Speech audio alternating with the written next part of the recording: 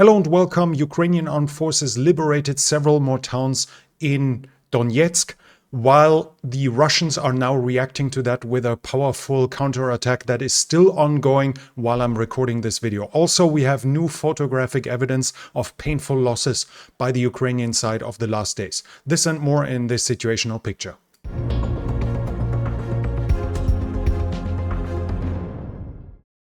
Right now, we have a report by the Russians that are claiming the Ukrainian side is bringing up reinforcements to Kupiansk. The Russian mill bloggers are expecting the Ukrainians to start new attacks, open a new axis of attacks close to Kupiansk here on the border of Kharkiv to Luhansk. Russians are talking that up to 6,000 troops have been brought in, so we will have to see where that leads to. Further south, reports of further attacks around Bakhmut. Russian military bloggers are saying that the Ukrainians push hard on Klishivka, but no confirmed new gains by the Ukrainian side. The big news is coming from the border of Zaporizhzhia and Donetsk here, south of Velika Novosilka. There we have confirmation that the Ukrainians were able to liberate Novodarivka and Levatne here in the west.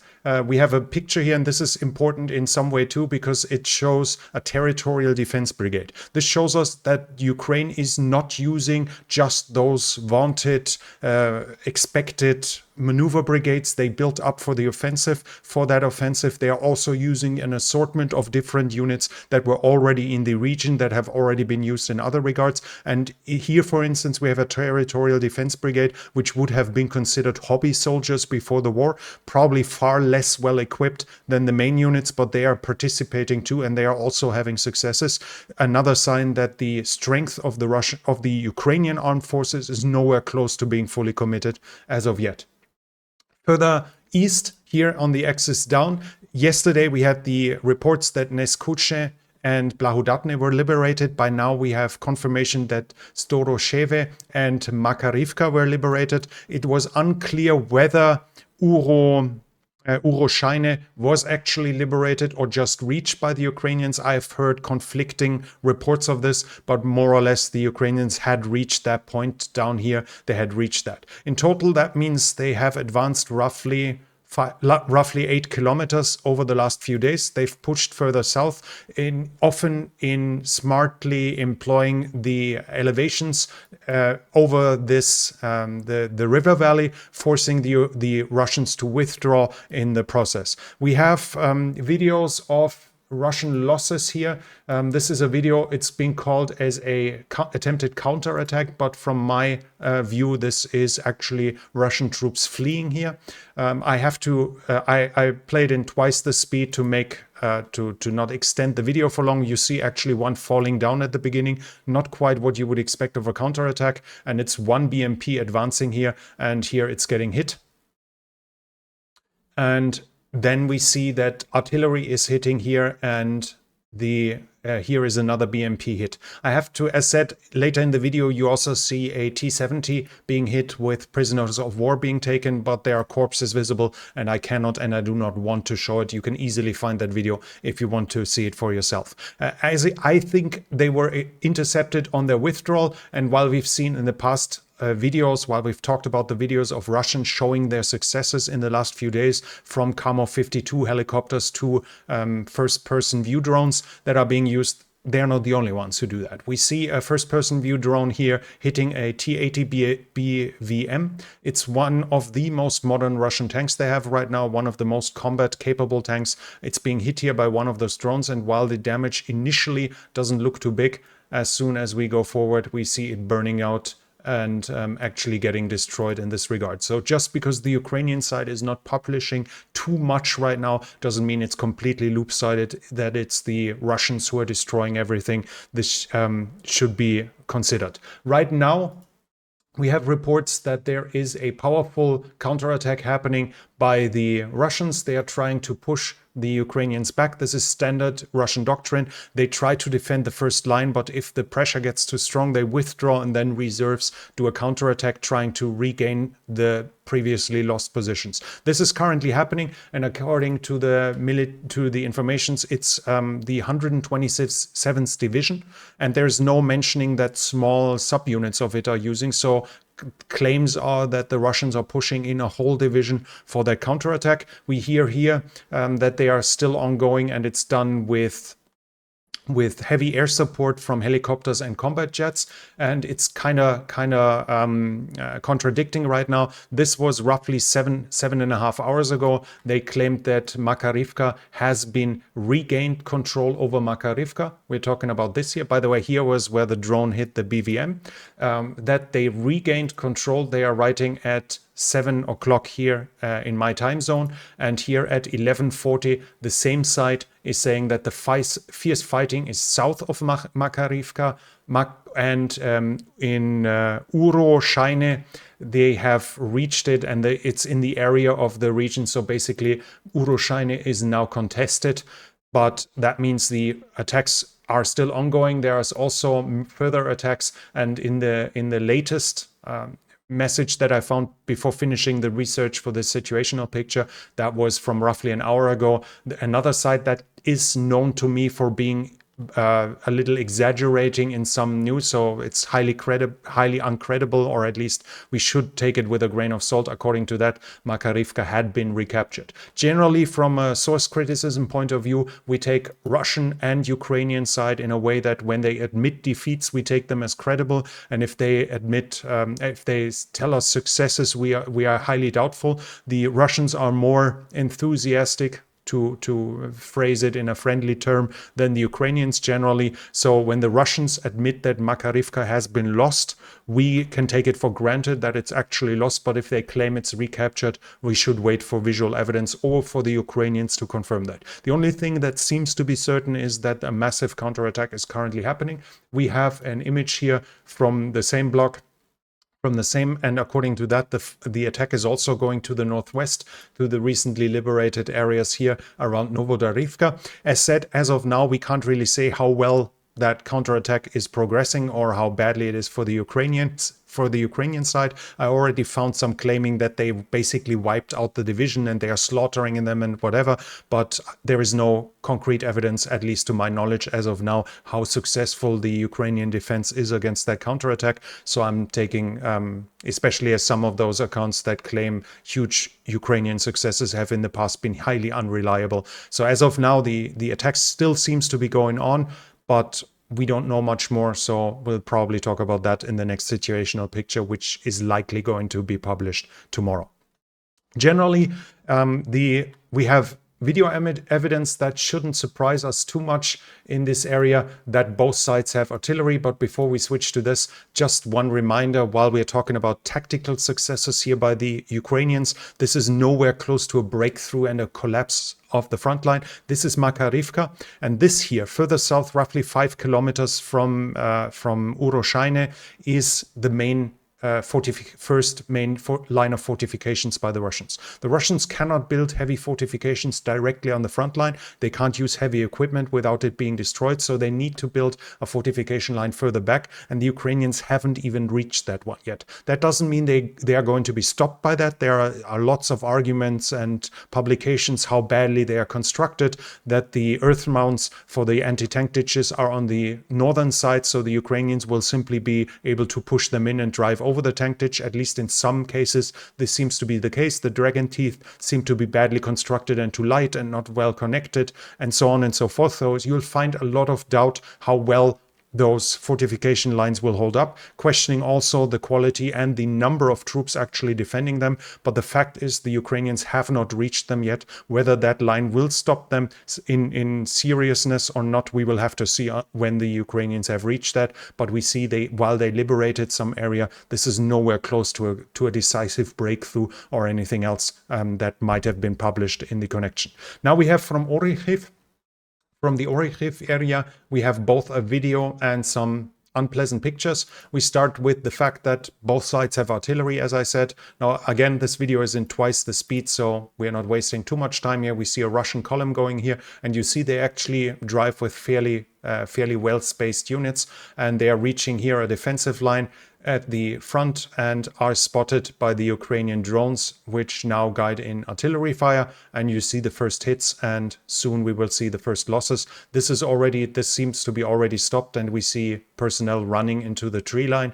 So either they've already given up the infantry fighting vehicle, or they are running. And this seems to be at least a very close hit, and the tank stops after that. And we see that it's not that one-sided as some of the informations might indicate. This is a new picture, and it seems to be close to where I found the euphemism of the Bradley parking lot, where we've seen the pictures in the last few days of that one Leopard 2A6 and the M2A2 Bradleys that were here. And these are new pictures. So from all I find, this was not a new attack that was repulsed. We just have more information for it. And that's pretty bad, at least to a certain degree, because what we see here are the Leopard 2R HMBV that the Finns have given the Ukrainians. That's a Leopard 2 chassis changed to an engineering vehicle or mine clearing vehicle. As you can see, the mine plows in the front, and we have 2 of them here. We have a third one up here, so 3 of them are at least taken out at the moment. They might not be fully destroyed, but they first have to be recovered to be repaired.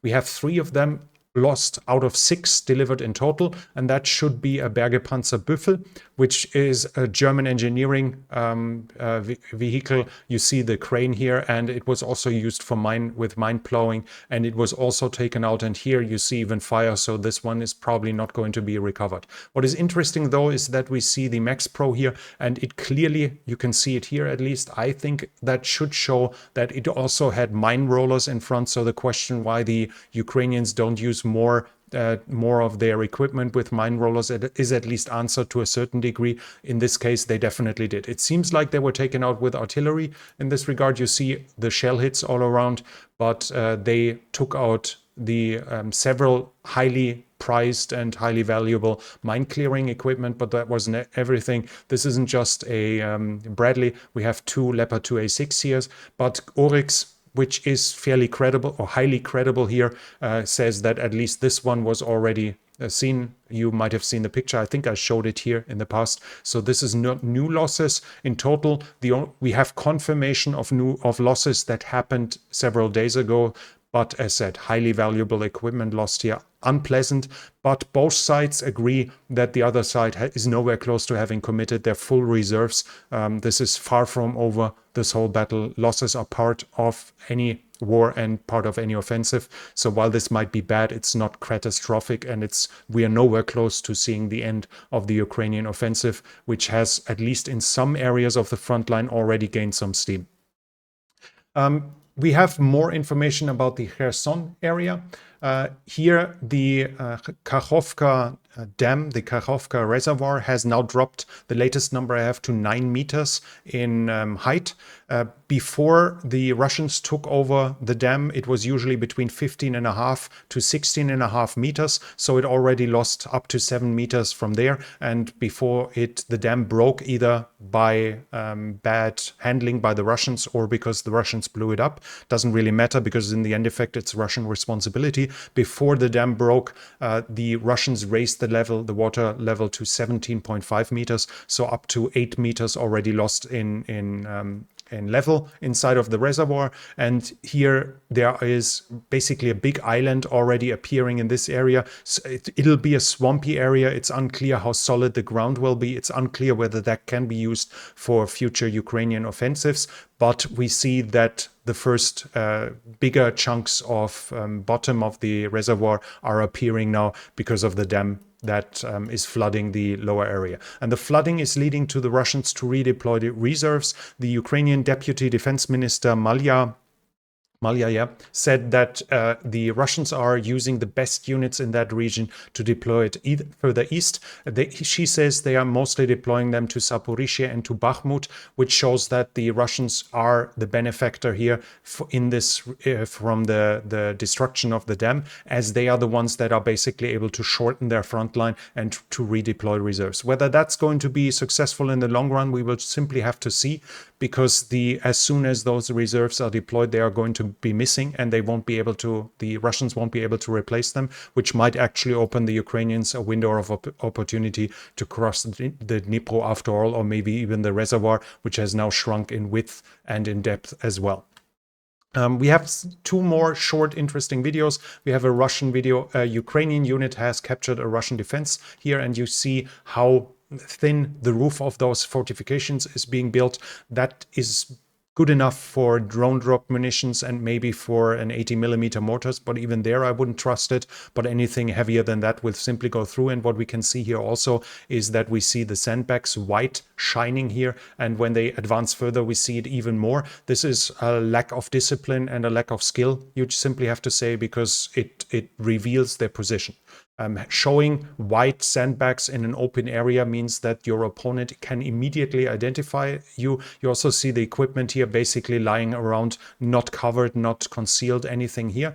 While the Ukrainians obviously know that there are Russian positions in that area. It's a vast difference whether you know that the enemy is somewhere there in the front, or whether you immediately see where he is, because that will make seconds in difference for effective fire, which obviously gives a huge advantage for the defender if he has to be spotted first, or whether he in contrast to being visible right away. So we see a lack of Russian discipline here and lack of Russian skill. And we have a video here that's going around. I'm not going to show it to you in full. It's supposedly showing a Russian blocking unit killing their own soldiers that are running away. That video seems kind of fishy to me. The camera from the Ukrainian side is conveniently in a perfect angle to show everything. But we also see the soldiers raising their guns in the air at the beginning. So it seems that even if this is authentic and this is a blocking unit, they might be shooting in the air first. And after that, the soldiers start dropping to the ground already. So basically giving up. So whether they actually killed some here, I would not put my hand into the fire, as we say in German, for that. That video might be credible. It might be staged. It might show the real execution of people. It might just show other Russian units stopping them without killing them. We've had the rumors and the reports about blocking units basically from the beginning of the war, starting with the battle for Kiev, where there were reports about Chechen units in the background stopping deserters and stopping units from retreating, and with the threat of killing them. So it wouldn't be a complete surprise if we finally caught it on video, but that video seems a little fishy to me. Like when I saw it from the first moment, I wasn't too sure whether that's supposed to be authentic or not. You'll have no hard time seeing it in full. Judge it for yourself if you want to. Again, I can't really show you people getting shot here, which still might be on that video. I'll leave it up to you to find it. And as I said, you'll have no problem finding that video if you really want to see it. Generally, when we are talking about the offensive that's going on here, we can say there's getting some movement on the Ukrainian sides. The Ukrainians were achieving more here through smart tactical advances. They were basically performing several turning maneuvers, and at least in some cases, it seems like they were surprising Russian units. We see it in this video here, and doing unnecessary losses, causing unnecessary losses by the Russians because the order to withdraw wasn't given early enough and it was too disorganized. So while we see the Ukrainians advancing, and that's obviously a good sign for Ukraine, this is nowhere close to a big breakthrough or whatever you might already find, and they haven't reached the first line of fortification yet. I already said that this doesn't necessarily mean they will be stopped by it, but we have to keep it somewhat in perspective. They keep suffering losses, even though the losses are nowhere close to being dramatic, and we see videos of the Russians suffering too. The fact that the Russians right now mostly dominate the informational space doesn't mean that they are getting away without a scratch.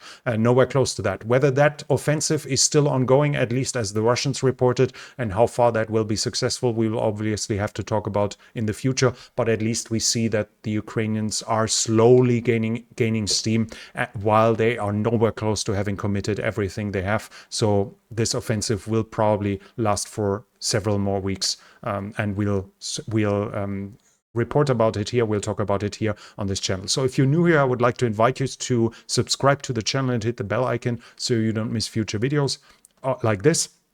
If you like the video, please hit the thumbs up and leave a comment whether you believe that the Ukrainians might actually cross the Dnipro after all, or even the Kahovka reservoir. I almost said the German word there.